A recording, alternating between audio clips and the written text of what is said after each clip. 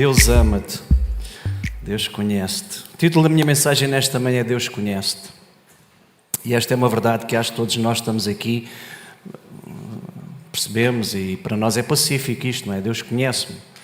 Mas nesta manhã eu queria falar mais numa forma ou numa perspectiva diferente daquela que nós estamos habituados a entender e ouvir acerca desta frase, Deus conhece-te, porque normalmente quando nós falamos nisto, nós vamos talvez a alguns salmos dizendo que Deus conhece o meu deitar, Deus conhece o meu levantar, Deus conhece-me ainda antes de eu ter forma no ventre da minha mãe, de eu ser formado no ventre da minha mãe, Deus já me conhecia, Deus conhece as minhas aflições, Deus conhece as minhas lutas, Deus conhece as minhas fraquezas, Deus conhece todas as coisas. Eu acho que todos nós sabemos e entendemos isso, Deus conhece todas as coisas na nossa vida. Mas eu nesta manhã eu queria que nós pudéssemos ir aqui para um caminho um pouco diferente, que é o seguinte: conhecendo Deus a nossa vida como Deus conhece, Deus age mediante aquilo que Ele conhece.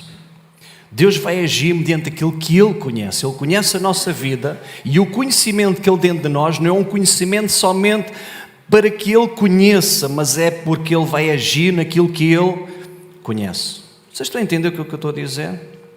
Não é apenas uma coisa passiva, ok? Deus conhece. Não, Deus conhece e Deus vai agir mediante aquilo que Ele conhece. Há uma ação de Deus no conhecimento que Ele tem da minha vida e das situações da minha vida. Então Deus vai agir. E se nós pudermos ir buscar aqui um versículo e possamos ligar esse versículo, é o versículo que diz assim: aquilo que o homem semeia, o homem colhe. Correto? Alguém conhece este versículo? Este é um princípio universal. Aquilo que o homem semeia, o homem colhe. Mas eu queria ler alguns versículos convosco. E o versículo texto para nós, ó chave nesta manhã, é 1 Coríntios capítulo 8, versículo 3. Diz: mas se alguém ama a Deus, esse é conhecido dele. Deus conhece e sabe que você o ama. Deus conhece os que o amam verdadeiramente. E há outro versículo também que eu liguei a este aqui na minha Bíblia, pus aqui uma chamada, que é João 10, 14, que diz assim: eu sou o bom pastor, conheço as minhas ovelhas e as minhas ovelhas me conhecem. Ok? Então Deus conhece aqueles que são seus, Jesus quem está falando, mas também aqueles que são dele o conhecem. No domingo passado nós falamos sobre você conhece Jesus e nesta manhã eu quero falar nesta primeira parte que eu conheço as minhas ovelhas, eu conheço a tua vida, Deus conhece tudo aquilo que diz respeito à tua vida, Deus conhece todas as coisas na tua vida. E quando nós entendemos isto, este conhecimento de Deus, esta relação entre aquele que conhece e aquele que é conhecido, há duas palavras que veem à minha mente, que é a palavra reputação e a palavra caráter. E são muito importantes na nossa relação com Deus. Reputação e caráter. E eu queria que nós pensássemos nestas duas palavras. Um homem chamado Thomas Paine, disse uma coisa muito interessante. Diz: reputação é o que os homens pensam de nós. Caráter é o que Deus sabe de nós.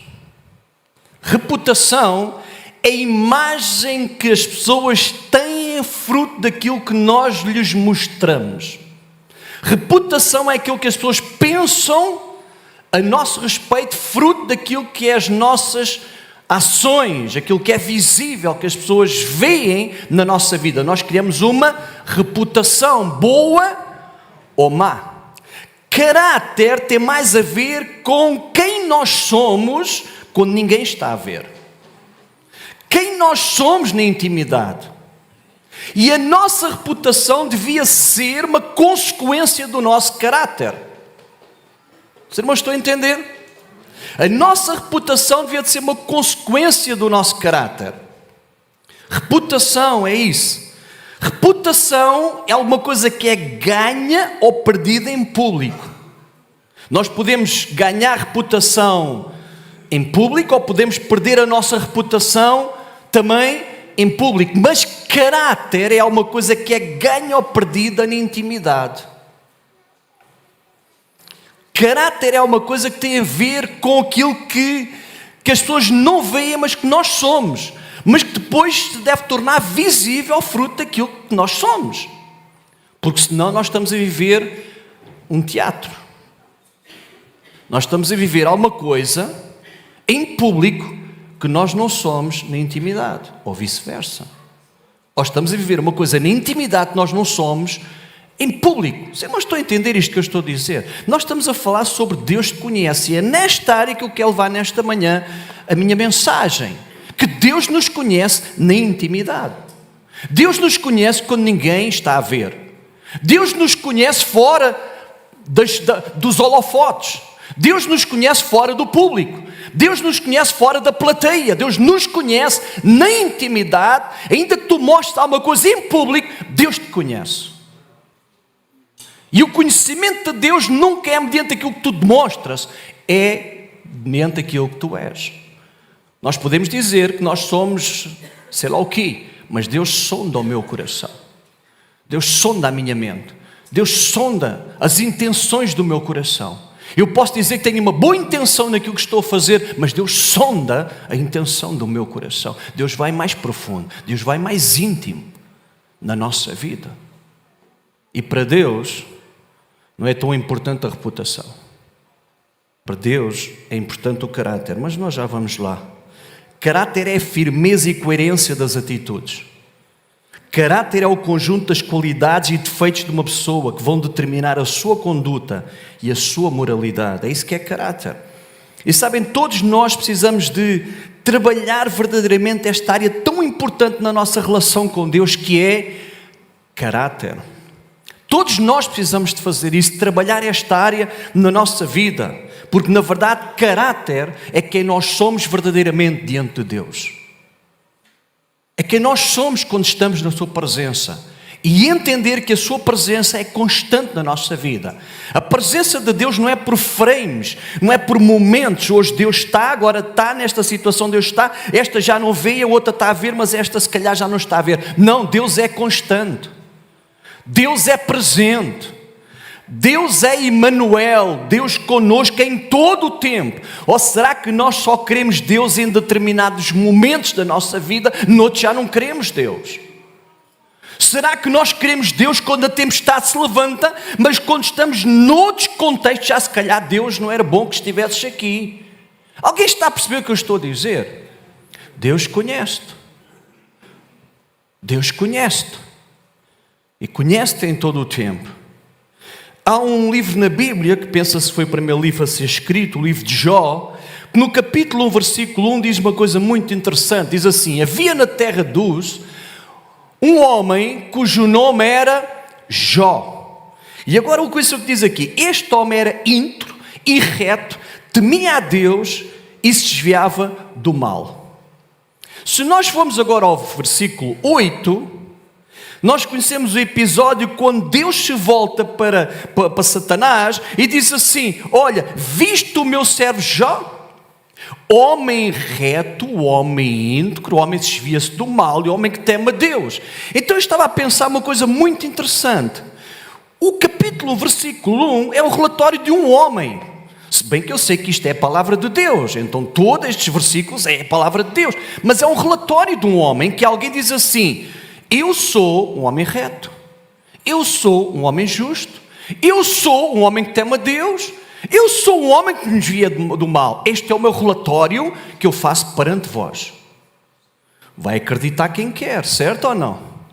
Este é o meu relatório. Eu posso dizer: eu sou um homem honesto, eu sou um homem reto, eu sou um homem justo.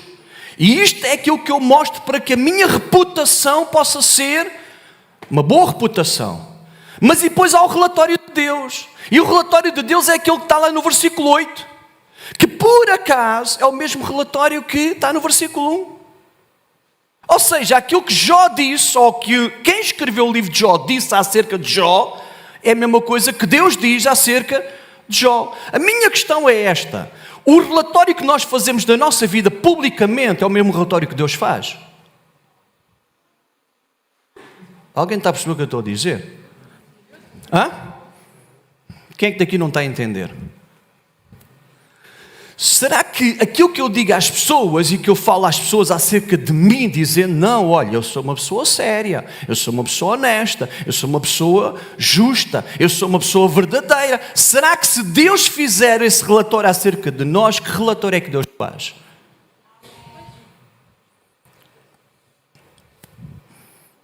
Gente, será que podemos pensar sobre isso?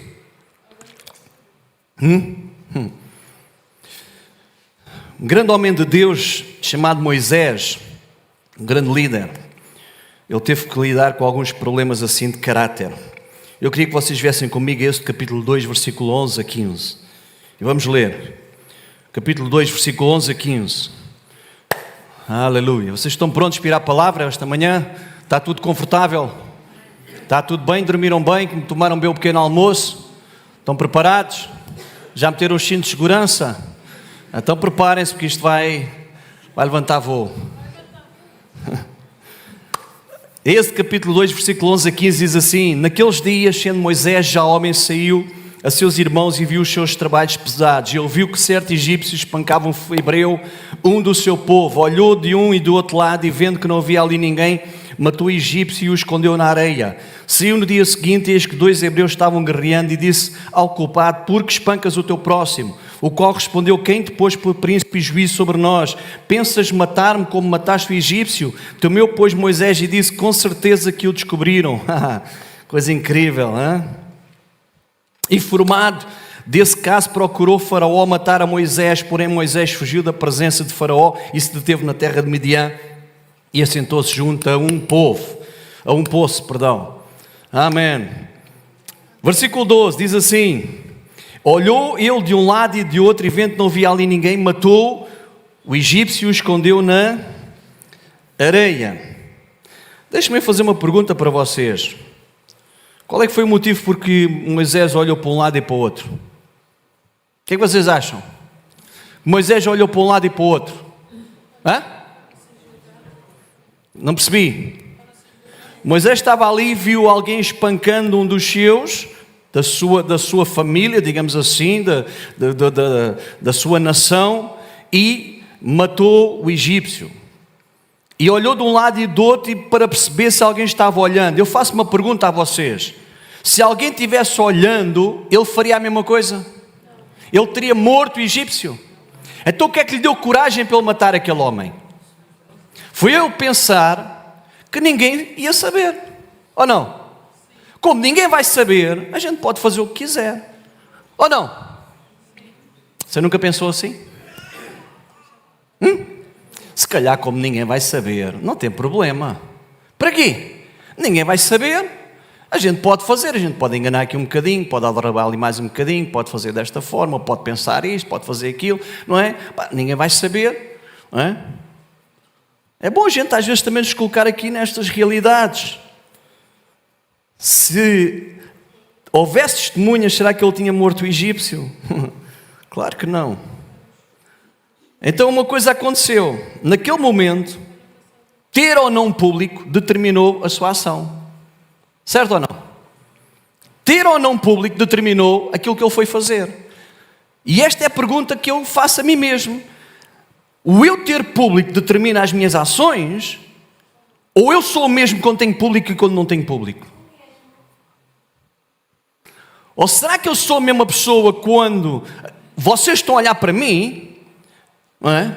Ou será que eu, independentemente se vocês estão a olhar para mim ou não, eu procuro ser o mesmo?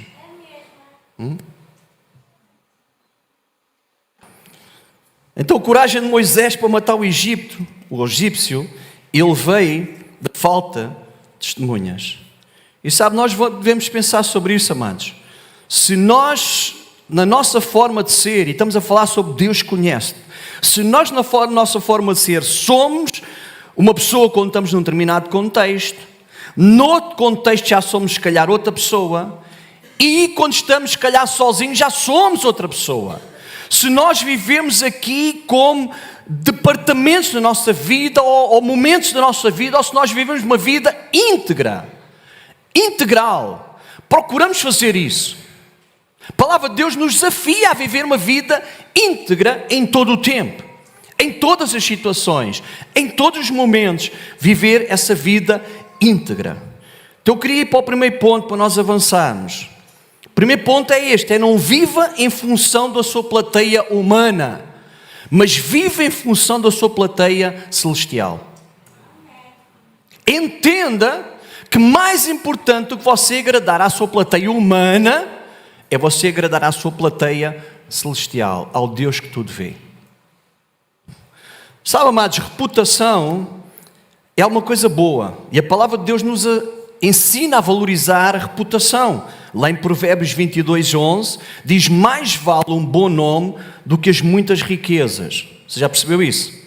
E o ser estimado é melhor do que a prata e o ouro. Então, a boa reputação, o bom nome, é dos maiores tesouros que nós podemos ter, ou não? Você ir a qualquer sítio e ter um bom nome é a melhor coisa que você pode ter na vida, ou não? Você ir a um banco, precisa de um empréstimo, precisa fazer um empréstimo para qualquer coisa, e vão lá ver o seu cadastro e dizem assim: uau, este homem, espera aí, esta mulher é uma mulher séria, pagou as continhas, em ordem, pode não ter muito, mas é uma pessoa honesta, uma pessoa séria, não é? O bom nome é muito importante, e Deus diz que é importante nós termos esta boa reputação. Todo mundo aqui certamente quer que as pessoas falem bem a respeito dele, ou não? Você não quer que as pessoas falem bem a seu respeito? Você não quer ter uma boa reputação? Você não quer ser conhecida como uma pessoa honesta? Uma pessoa séria? Quer ou não quer? Uma pessoa de palavra? Uma pessoa que cumpre a palavra? Não trafulha? Não mentiroso? Não enganador? Não alguém que tem um negócio e que aquilo não sabe muito bem como é que aquele negócio prospera? Não é? Às vezes eu falo assim, não é? Daquelas lojas, parece aquelas lojas que existem nos centros comerciais, que aquilo paga uma pipa de massa na renda e nos valores, nas percentagens que eles têm que pagar, porque aquilo, ter uma loja num centro comercial não é barato, e a gente olha para a loja e diz assim: como é que aquilo sobrevive se ninguém entra lá? A gente vai às lojas, está sempre as outras cheias, aquela nunca tem ninguém lá dentro. Mas como é que aquele pessoal paga a renda? Naturalmente que aquilo é um consórcio de outras lojas e umas dão para as outras, e naturalmente as rendas são pagas, senão aquilo já tinha fechado. Mas às vezes a gente pergunta, não é? Há alguns negócios que a gente vê, como é que aquilo sobrevive? É bom a gente ter uma boa reputação. No entanto, ouça o que eu vou dizer: uma boa reputação deve ser a extensão do caráter. Deve ser alguma coisa que é uma extensão, uma consequência da intimidade. Jesus várias vezes confrontou os fariseus por causa disso. Em Mateus capítulo 6, versículo 1 diz assim: tenham cuidado de não praticar as suas obras de justiça diante dos outros para serem vistos por eles. Se o fizerem isso, vocês não terão nenhuma recompensa diante de Deus Pai ou do Pai Celestial. Então Jesus nos ensina que uma boa reputação sem caráter é hipocrisia. Uma boa reputação, não é? Uma reputação que a gente... Mas não existe caráter, não existe integridade, não existe honestidade, é apenas bluff, é hipocrisia. Nós estamos a viver sem termos o interior, sem mostrarmos um exterior, sem termos o interior. Jesus estava a falar sobre isso, de nós queremos viver isso. Mas mais ainda, em Colossenses capítulo 3, versículo 22 e 24, eu quero avançar rápido. 3, 22 a 24 diz: servos, obedeçam em tudo aos seus senhores terrenos, não somente para agradá-los quando eles estão observando, mas com sinceridade de coração, pelo facto de vocês temerem ao Senhor. E tudo o que fizeram, façam de todo o coração, como ao Senhor e não para os homens, sabendo que receberão do Senhor a recompensa de herança. É Cristo o Senhor que vocês estão servindo. Isto é integridade, isto é caráter, é nós percebermos que aquilo que nós fazemos, acima de tudo e em primeiro lugar, é para Deus. Quem nós somos é para o Senhor. Ele é a nossa plateia por excelência. É para Ele que nós vivemos. E a palavra de Deus nos ensina isso. Paulo está dizendo assim: olha, vocês servos, não agradem os vossos senhores apenas quando eles estão olhando. Faz-me lembrar aqueles... Espero aqui que não esteja aqui a destapar aqui ninguém neste lugar. Mas faz-me lembrar aqueles funcionários que só trabalham quando o patrão está a olhar. Não é de nenhum de vocês. Não é? Quando o patrão está a olhar, ali escrevem, varrem, fazem aquilo tudo bem. O patrão não está a olhar, já não fazem nenhum. Vocês não conhecem ninguém assim? Não é preciso dizer quem. Não é? Parece que só produzem quando alguém está a olhar. Porque quando não está a olhar, parece que a coisa já não funciona. A gente vai lá, uma hora está as coisas numa forma. Vai lá passar 2 horas, está outra vez da mesma forma. Não é? Mas quando a gente chega lá, estou a trabalhar. Mas aquilo está sempre na mesma. É estranho, não é? É isso que Paulo está aqui a falar.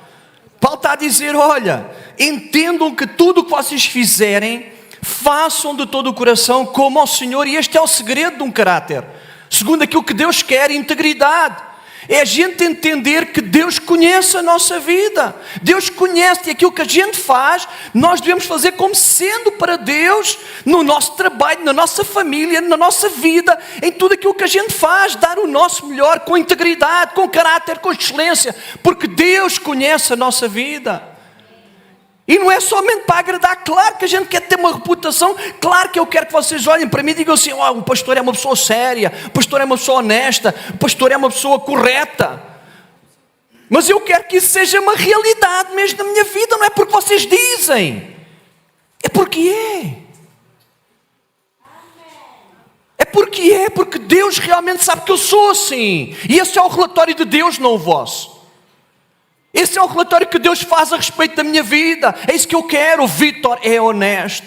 Eu quando olho para o Vítor, eu sou do Vítor, eu leio o Vítor. Sabe, quando Deus olha para o Vítor, é um raio-x. Aliás, é mais que raio-x, é ressonância magnética.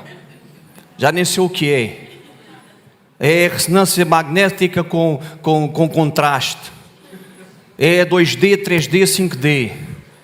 É tudo. Você já percebeu isso? Quando Deus olha é assim, mas não é físico, não é físico. A gente pensa que o Deus olha e é o físico. Não, Deus também vê o físico. Também vê que isto está mal, aqui mais gordura, aqui menos gordura. Deus vê isso tudo.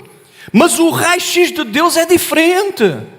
O raio-x de Deus vê intenções. O raio-x de Deus vê pensamentos. O raio-x de Deus vê palavras que ninguém mais vê. O raio-x de Deus vê motivações. Esse é o raio-x de Deus. Não é um raio-x apenas de dizer, uau, o Vítor tem este problema de saúde. Não, isso é o raio-x que a gente vai lá fazer a ressonância. Dói aqui, o médico diz, olha, vai lá fazer uma ressonância para ver se dói. Porquê é que dói? Mas vocês já viram que a ressonância não tem emoção? Já viram? A ressonância não consegue ler pensamentos nem intenções. Você faz uma ressonância ao cérebro. Há uns meses atrás fiz uma ressonância ao cérebro. Meteram-me lá dentro e eu fiz uma ressonância ao cérebro. E eu olho para aquilo e digo assim, não estou aqui a ver nenhum pensamento. Alguém está a perceber o que eu estou a dizer?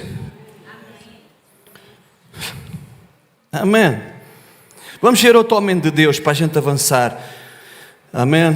Que eu não quero prolongar muito. Vamos ver outro homem de Deus. José é outro homem de Deus. Gênesis capítulo 39.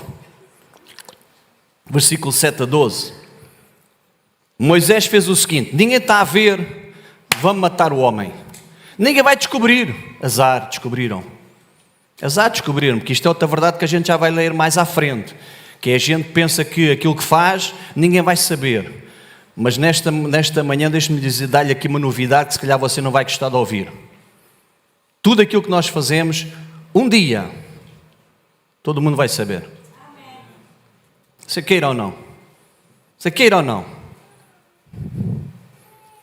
José, venha lá comigo a Gênesis capítulo 39, versículo 7 a 12. Diz assim, depois de certo tempo, a mulher do seu senhor começou a cobiçá-lo. E o convidou, venha, deite-se comigo. Mas ele se recusou e lhe disse, meu senhor, não se preocupa com coisa alguma de sua casa, e tudo o que tem deixou aos meus cuidados. Ninguém desta casa está acima de mim. Ele nada me negou, a não ser a senhora, porque é mulher dele. Como poderia eu então cometer algo tão perverso e pecar contra Deus? Assim, embora ela insistisse com José dia após dia, ele se recusava a deitar-se com ela e evitava ficar perto dela. Um dia entrou na casa para fazer as suas tarefas e nenhum dos seus empregados ali se encontrava. Não havia testemunha nenhuma, era só ele e a mulher. Da mesma forma como Moisés não havia testemunhas, era só ele e o homem, aquele que matou, ok? Mas ele, se calhar o outro viu, não sei, alguém viu. E ela o agarrou pelo manto e voltou a convidá-lo: vamos, deite-se comigo. Mas ele fugiu da casa, deixando o manto na mão dela. Deixando o manto na mão dela. Uau! Acho que a maior parte de nós conhece aqui esta história, mas deixa-me aqui só chamar a atenção para algumas coisas. Diz que José foi um homem que foi vendido para o Egito como escravo. Nesta altura estava aqui na casa de Pontífar. Deus o abençoou de uma forma poderosa. E chegou ao ponto em que naquela casa ele é que mandava naquilo tudo. O Senhor tinha dito: olha, mandas em tudo. Só há uma coisa que tu não podes tocar. Sabes em quem? Na minha mulher. É a única coisa que não te pertence. A minha mulher é minha. Não podes tocar na minha mulher.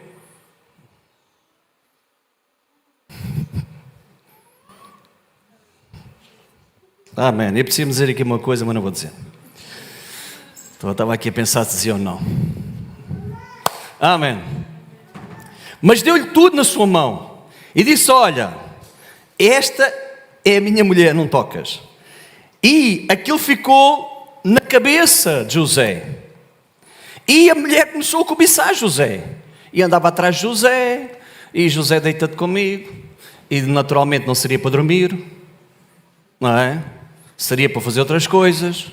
E deita-te comigo, e deita-te comigo, e deita-te comigo. E José pisgava-se da mulher. Aquilo deve ter sido uma tentação, cuidado. A gente às vezes já estamos assim um bocado fora dos contextos da Bíblia, não é? Mas imagina aquele homem que era um homem solteiro, que tinha carências como qualquer homem tem, ou não, digo eu, não é? Tem tentação como qualquer homem tem, qualquer mulher tem. E há uma mulher que diz assim: deita-te comigo. E ninguém sabe: deita-te comigo, ninguém vai saber. Se calhar na cabeça de muitos diziam: uau, sorte grande, determinação, que coisa incrível, a mulher do meu Senhor quer dormir comigo. Ninguém vê, vamos lá. Mas diz que José, que era um homem íntegro, um homem de caráter, um homem que sabia que era o Deus da vida dele, um homem que sabia o que era viver na integridade, fora dos holofotes e nos holofotes, ele disse uma coisa muito interessante. Ele disse assim: como poderia eu então cometer algo tão perverso e pecar contra Deus? Repare, na cabeça de José é o seguinte: ouçam, eu não quero pecar contra o meu Senhor terreno, mas menos ainda contra o meu Deus. Se há alguém que eu não quero pecar, é contra o meu Deus. Já contra o meu Senhor, que me confiou tudo isto, eu quero ser correto naquilo que Ele me confiou. Eu quero ser confiável, quero ser alguém confiável, mas mais do que agradar ao meu Senhor terreno, eu quero agradar ao meu Senhor celestial. Amém. É isso mesmo, amém. Mas mais ainda, e eu queria que vocês pensassem nisso, é que diz a palavra de Deus que este homem evitava ficar perto dela, fugia da mulher. A mulher tentava agarrá-lo e ele fugia. A mulher queria deitar-se com ele, ele fugia. Sabe o que é que eu estava a ler esta passagem? Me lembrei que alguns caem como caem porque não fogem. Não fogem. Vão brincando com o fogo, vão ofendendo isto, vão fazendo aquilo, vão, não é? Eu costumo dizer que ninguém começa no fim. Tudo tem um princípio e normalmente os princípios são pequenos. Não é? Algumas pessoas deviam de fugir do fogo, sabem que o fogo queima ou não? Começam a brincar, ninguém vê, ninguém sabe, não tem problema nenhum, só vou ver uma vez, só vou tocar noutra, só vou beijar, só vou fazer, só vou enganar, só vou aldrabar aqui, não há problema nenhum. Sabe porquê é que José não caiu? Porque está aqui escrito, porque ele fugia da situação e ele tinha temor de Deus. Ele tinha temor de Deus. E esta é uma lição que nós temos que entender, amados.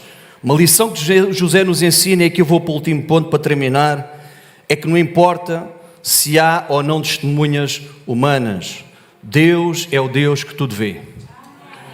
Deus é o Deus que tudo vê. Não importa se você tem muita gente a olhar ou pouca gente a olhar, basta estar você sozinho para Deus já estar a ver. E temor de Deus é mesmo isso. É nós percebemos que a presença de Deus é constante. Deus conhece. Já perceberam que se calhar o meu caminho para Deus conhece é um bocadinho diferente daquilo que vocês estavam à espera no início do culto. Porque no fundo Deus conhece mesmo a nossa vida. Não é só as nossas lutas, as nossas dificuldades, as nossas tribulações, os nossos problemas, as nossas dúvidas, as nossas frustrações, as nossas depressões. Deus conhece mesmo o nosso viver. Em todo o tempo, em todo o lugar, Deus conhece o nosso viver. Então este é o segundo ponto e último ponto, que eu só tenho dois.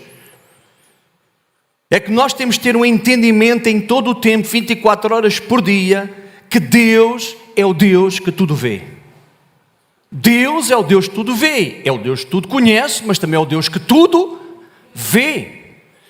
Em Gênesis capítulo 16, versículo 13, diz que Deus é chamado pelo nome de El Roi, que quer dizer o Deus que tudo vê. O Deus que tudo vê. Sabe, quando Adão e Eva pecaram e acreditaram que poderiam esconder-se de Deus, eles esqueceram-se do Deus que tudo vê. Quando Moisés olhou de um lado para o outro e encorajou-se a matar aquele egípcio, ele esqueceu-se do Deus que tudo vê. Quando Davi convidou aquela mulher para ir para a sua casa e se deitou com ela e quis matar o seu marido pensando, ou trouxe o marido para lá para se deitar com ela, e acabou por não se deitar e acabou por matar, não é? Mandar matar, meteu lá na frente da batalha, ele morreu. Davi esqueceu-se do Deus que tudo vê. Estão a entender?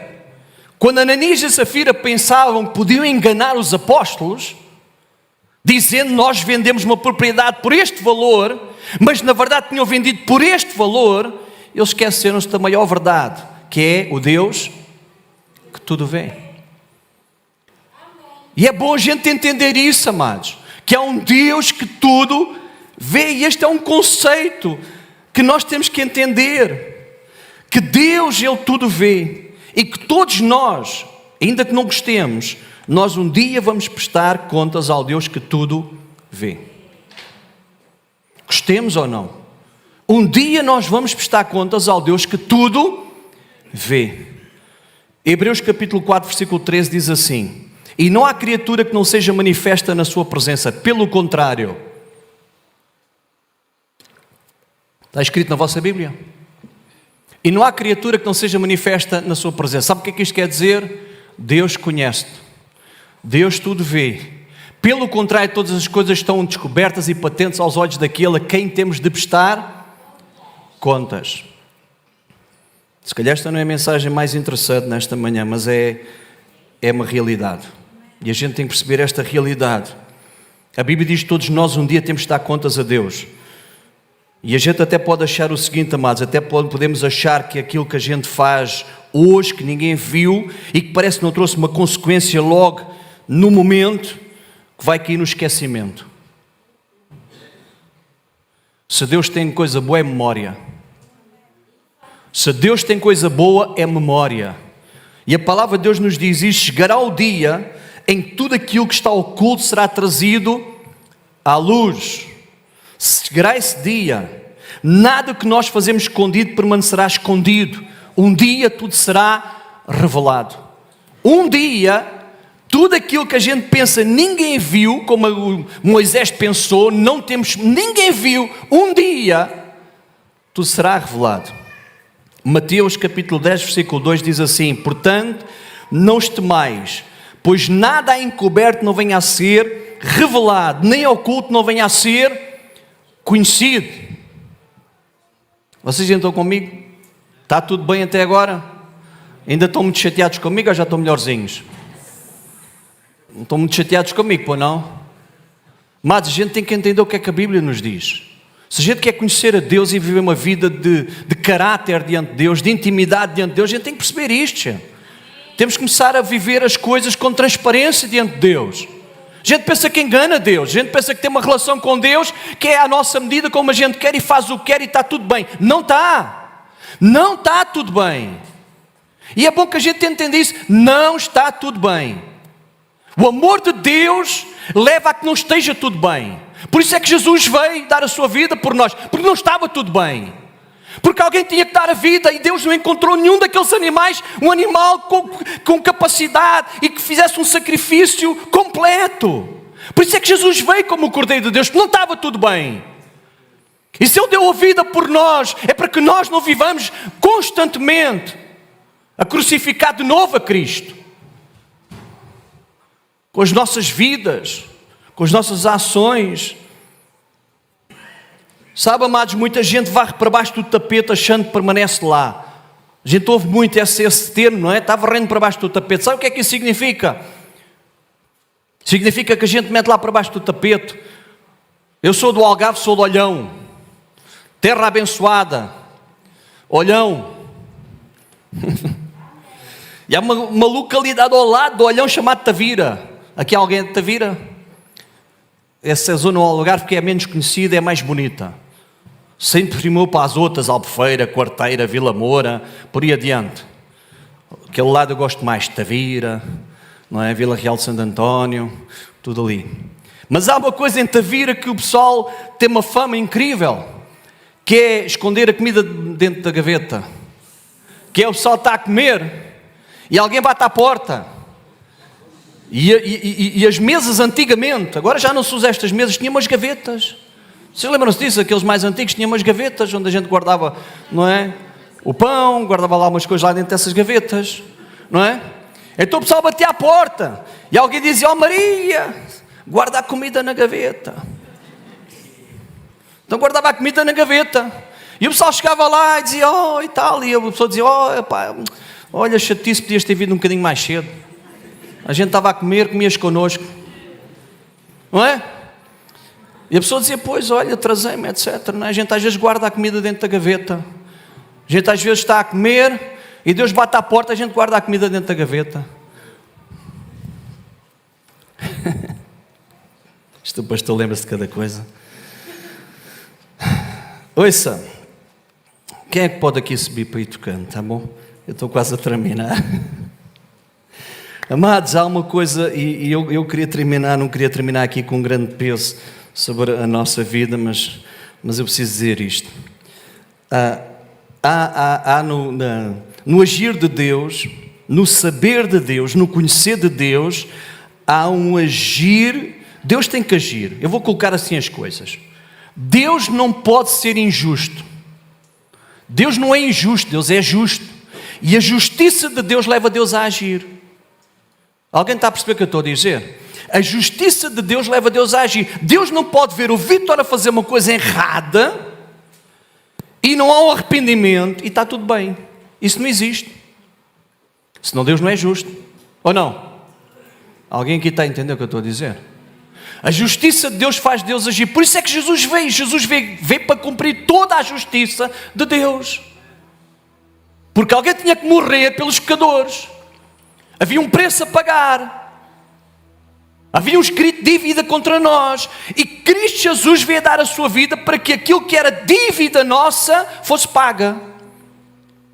Alguém teve que agir. A justiça de Deus é ação, tem que ter ação.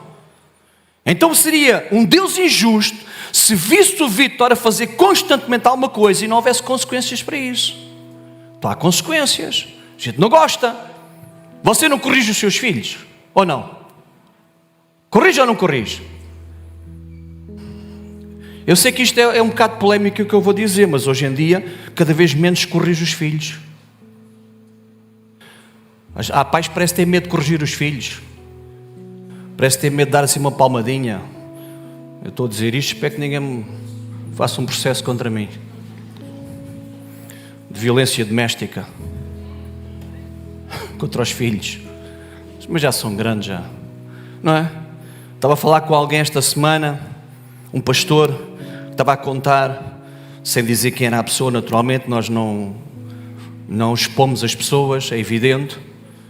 E esse pastor estava-me a dizer assim, que estava a falar com um casal, e o casal estava muito admirado, porque este pastor tem filhos, e esse casal estava a perguntar ao pastor: olha, como é que tu corriges os teus filhos? E o pastor disse: olha, pá, agora eles já são mais velhos, olha, tira a Netflix, tira o tablet, tira o telemóvel, em vez de si não saem, eles agora já são mais velhos, como é que eu os corrijo? É assim. E aquele pai olhou para eles, aquele casal olhou para ele e disse assim: mas a gente não consegue fazer isso. E o pastor ficou assim: mas vocês não conseguem fazer isso? Vocês não conseguem tirar um tablet ao vosso filho? Vocês não conseguem corrigir o vosso filho? Não, nós não conseguimos porque eles ficam tristes. Só uma carga de porrada naqueles pais.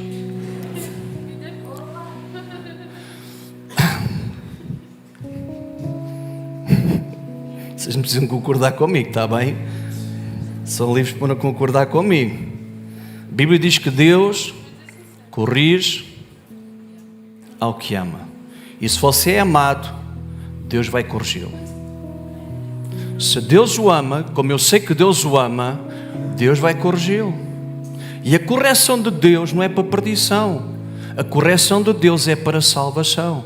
A correção de Deus é para que você não se perca. É assim que a gente corrige os nossos filhos. Porque é que a gente corrige os nossos filhos? É porque a gente gosta de bater nos miúdos? Ou gosta de tirar os tablets aos miúdos? Ou gosta de tirar a Netflix aos miúdos? Não! É porque eles precisam ser corrigidos para aprender e dar valor e ter valores na vida. Amém? Então deixe-me dizer o seguinte para nós terminarmos. Eu quero mesmo chegar ao fim hoje. Só tenho mais 2 versículos, 3, mas é rápido. Ouça o que eu vou dizer para nós terminarmos. Nem tudo o que nós fazemos em oculto tem uma correção instantânea. Nem tudo. Pode ter 3 tempos na correção de Deus. Ou é instantâneo, é na hora. Você faz é na hora, Deus corrige na hora. Ou é passado um tempo, ou algumas coisas, inclusive, não são na nossa vida, no tempo de vida. Mas um dia essas coisas vão ser vistas. Tudo aquilo que a gente faz terá uma correção. Tudo. E tudo será conhecido. Pode ser na hora, pode ser depois, pode ser mais tarde. Tudo. Há coisas que vêm à luz logo na hora, outras podem demorar algum tempo, outras até mesmo reveladas mais tarde. Em 1 Timóteo diz assim, para nós avançarmos: os pecados de alguns homens são notórios e levam ao juízo, ao passo que outros mais tarde se manifestam. Então há coisas que nós fazemos na nossa vida, tem lá quase uma correção imediata. É logo quase um karma. A gente acabou de fazer e pau, acontece logo. Há outras que demoram mais, há outras que ainda vão demorar mais, mas tudo vai ser visto. Agora, porque é que Deus não nos corrige logo? Porque é que há coisas que Deus demora algum tempo? Parece que Deus esqueceu, ou parece que Deus não viu, e aquilo parece que está a demorar algum tempo para que haja essa correção. E às vezes, ouça o que eu vou dizer, amados, ouça, às vezes o facto de não haver uma correção instantânea parece que nos dá coragem para a gente continuar a fazer isso. Alguém está a perceber o que eu estou a dizer? Isto faz sentido para vocês? A gente pensa assim: bom, não houve, é porque se calhar não há problema continuar a fazer. Mas vai acontecer. Mas sabe porque é que Deus às vezes não traz logo uma correção imediata? Eu vou ler 2 versículos para vocês entenderam. Apocalipse 2:21 diz assim: dei-lhe tempo para que se arrependesse, mas ele lá não se quer arrepender da sua imoralidade. Sabe porque é que às vezes a correção de Deus não é logo na hora? O Deus que tudo vê, tudo conhece e sabe todas as coisas. É porque Deus quer dar um tempo de arrependimento na sua vida. Deus não tem prazer na morte do ímpio. Deus não tem prazer em corrigir a sua vida. Ouça, venha comigo por favor para a gente entender isto.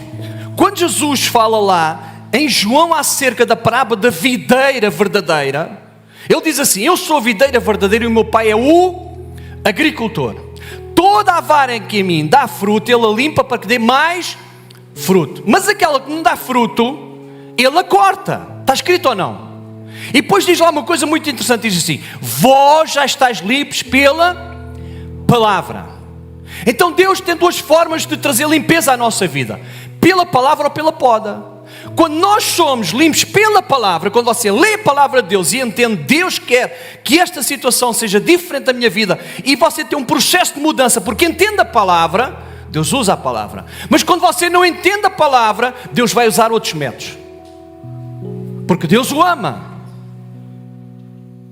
Está a entender o que eu estou a dizer? Deus está muito silencioso.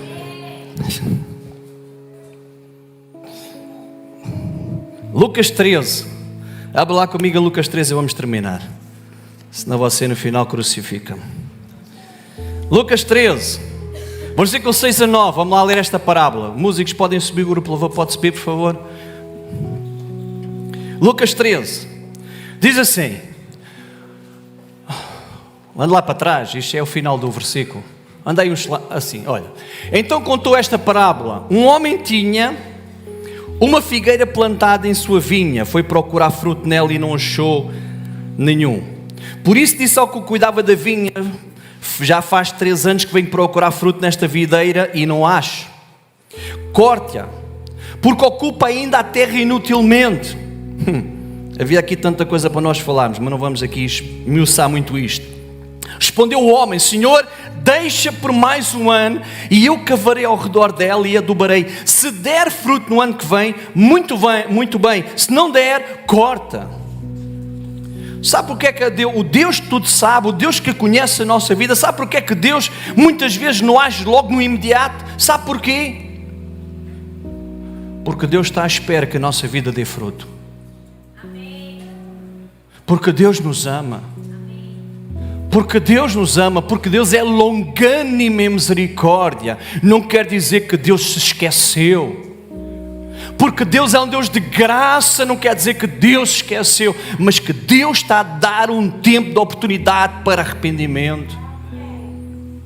Para que a palavra de Deus fale connosco, para que nós possamos ouvir mensagens como hoje e possamos dizer: uau, eu preciso mudar isto na minha vida, porque eu penso que ninguém vê, mas Deus vê, e eu preciso me arrepender disto. E Deus te diz assim: ok, então arrepende, porque é isso que Deus quer. Ouça o que eu vou dizer nesta manhã, amados. Deus quer mais trabalhar na base do arrependimento do que da base da justiça e do juízo. Alguém está a perceber? Deus é um Deus justo, Deus vai sempre fazer, Deus é justo em todo o tempo. Aquilo que o homem semeia, o homem colhe. Mas Deus quer trabalhar mais na minha vida e na tua vida na base do arrependimento, do reconhecimento, e dizer assim: eu preciso de mudar. Deus, perdoa-me. Senhor, ajuda-me a mudar isto. Senhor, tu sabes aquilo que eu estou a viver, sabes aquilo que ninguém mais conhece, mas eu peço perdão, Senhor. Eu não sei quanto tempo Deus está esperando pelo seu arrependimento. Diz aqui que este homem esperou quanto tempo? 3 anos, não é? Já faz 3 anos. 3 anos este homem ia lá àquela videira e dizia assim: não tem fruto. Mais um ano, não tem fruto. Eu vou fazer uma pergunta para nós, não é para si, é para nós. Não é só para si, é para nós. Quanto tempo nós estamos sem fruto? Quanto tempo a gente tem na nossa vida situações que a gente precisa dizer: Senhor, tu me conheces. Conheces o meu deitar, o meu levantar, conheces os meus pensamentos, conheces as motivações do meu coração, sondas as motivações. Tu me conheces, Deus. Tu me conheces. E eu preciso que haja mudança na minha vida. Quanto tempo, há quantos anos nós estamos sem fruto? Deus está à espera que haja fruto. E Deus diz assim: olha, ok, aquele homem disse: olha, dá-me mais um ano, eu vou cuidar desta videira, eu vou adubar a videira, eu vou limpar a videira à volta, eu vou trazer adubo, eu vou trazer alimento para a videira, para que haja mudança nesta videira. Deus quer trazer esta limpeza à volta da sua vida, para que haja mudança na sua vida, para que haja mudança na nossa vida. Deus quer adubar a nossa vida com a palavra, para que a gente dê fruto, para que a nossa vida seja uma vida de mar frutífera, gente que é de caráter, gente honesta, gente que quando olham para nós dizem assim: uau, que testemunho aquela pessoa tem, porque é verdadeira. Pior coisa que existe é alguém dizer: uau, a pessoa anda aqui ou anda ali, não importa agora aonde, diz que ama a Deus e conhece a Deus, e é um mentiroso todo o tamanho. É um aldrabão todo o tamanho. Amados, que Deus nos desperta. Hoje aqui ninguém é perfeito. Ouça o que eu vou dizer aqui: ninguém é perfeito. Por favor, não olhe para mim: o pastor é perfeito, está a dizer isto porque ele nunca peca. Esqueça. Ninguém aqui é perfeito. Todos nós temos as nossas lutas, as nossas fraquezas, as nossas batalhas, as nossas derrotas, os nossos momentos críticos, Olha, ontem à tarde, vou-vos dizer uma coisa. Ontem à tarde, eu à tarde, de manhã tive uma reunião, e depois vim aqui à igreja, e depois de tarde tive que me deitar um bocadinho e pensei tanta coisa.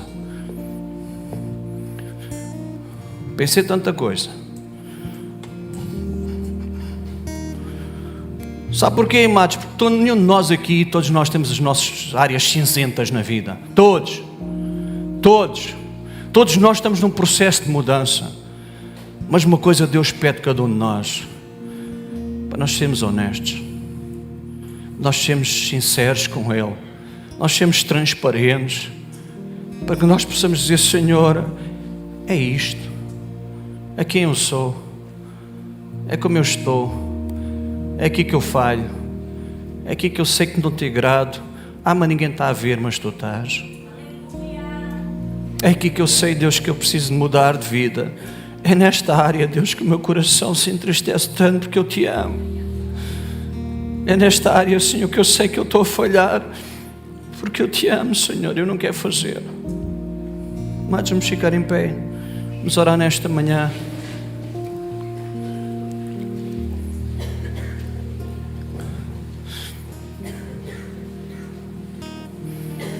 Nesta manhã, deixa que o Espírito de Deus possa falar ao teu coração, que Deus fale ao teu coração. Amados, quando Deus trouxe esta palavra ao meu coração e à minha mente, e domingo passado eu falei sobre você conhece Jesus, e tem sido um pouco aquilo que Deus me tem incomodado neste princípio do ano, em intimidade, conhecer a Deus. A gente precisa conhecer a Deus. Hoje eu não costumo fazer muito isso, mas hoje vou fazer. Alguém chegou no final do culto, ao pé de mim, e alguém que eu acredito e que ouve de Deus e conhece Jesus e conhece Deus, e a pessoa disse-me assim: pastor, eu no culto passado, no domingo passado, eu tive uma visão de Deus, mas eu não entendi muito bem aquilo que Deus estava a dizer, e depois eu pedi a Deus mais uma vez que Deus me desse revelação, e Deus voltou-me a trazer essa visão no final. Eu vou-vos contar a visão que essa pessoa teve aqui no domingo passado. Essa pessoa disse: pastor, eu vi este lugar cheio de gente, muita gente, abarrotado de gente, multidão neste lugar. E depois eu vi um rio, e aquilo que eu vi foi o seguinte, pastor: muitos entravam no rio, mas também vi alguns que não entravam no rio. Mas muitos entravam, mas alguns não entravam. E sabe, eu acredito que nós estamos a viver um tempo de desafio de Deus para mais intimidade, mais profundidade, mais caráter, mais de Deus na nossa vida, porque isso é isso que eu vou dizer, porque isso vai se refletir em todas as áreas da sua vida, no seu lar, na sua relação conjugal, no seu negócio, no seu trabalho, na sua escola, em tudo na vida vai se refletir. Quanto mais você tiver de Deus na sua vida, mais você vai ver Deus a agir e vai se refletir na sua vida. E a gente precisa ter este caráter diante de Deus, integridade. O título da minha mensagem nesta manhã é esse: Deus conhece-te, Deus te sonda, Deus te faz um raio-x e uma ressonância e aquilo que tu quiseres, mas Deus faz a tua alma. Não é só o teu corpo, a tua alma.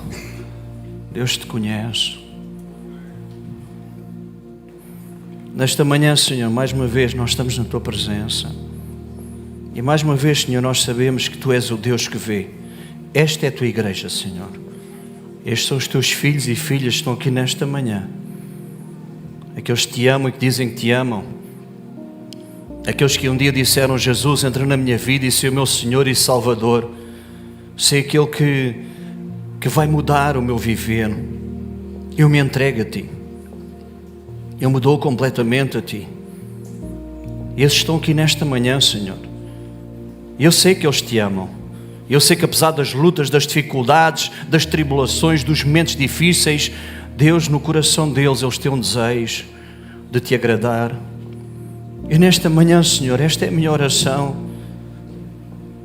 Tu sondes a nossa vida e que haja um arrependimento genuíno no nosso coração. A Bíblia diz que aquele que reconhece o seu erro, que se arrepende e deixa, alcança misericórdia. É isto que a tua palavra diz. Aquele que ama a Deus, aquele que reconhece o seu erro e se arrepende, alcança misericórdia. E nesta manhã, Senhor, eu sei que Tu queres trabalhar por misericórdia, por arrependimento neste lugar, Senhor. Eu oro, Deus, para que antes de nós sairmos, cada um de nós possa na Tua presença, Senhor, dizer: Senhor, não vale a pena esconder mais alguma coisa de Ti. É isto que eu estou a viver. É isto que eu estou a viver e eu preciso muito da Tua graça. Eu preciso muito da Tua presença. Nós vamos adorar a Deus e nós só temos mais alguns anúncios para fazer. E são anúncios importantes, não vá já embora. E não perca o mover de Deus, não perca. Não perca, amado. É mais 5 minutos, mais 10 minutos, seja o que for. Não perca. Na presença de Deus nesta manhã, deixa o Espírito Santo ministrar. Deixa o Espírito Santo falar consigo. Deixa o Espírito Santo possa agir na sua vida. Deixa o Espírito Santo pegar nesta palavra que é viva e eficaz, mais penetrante que espada alguma, 2 gumes, e ir até ao mais íntimo do seu ser.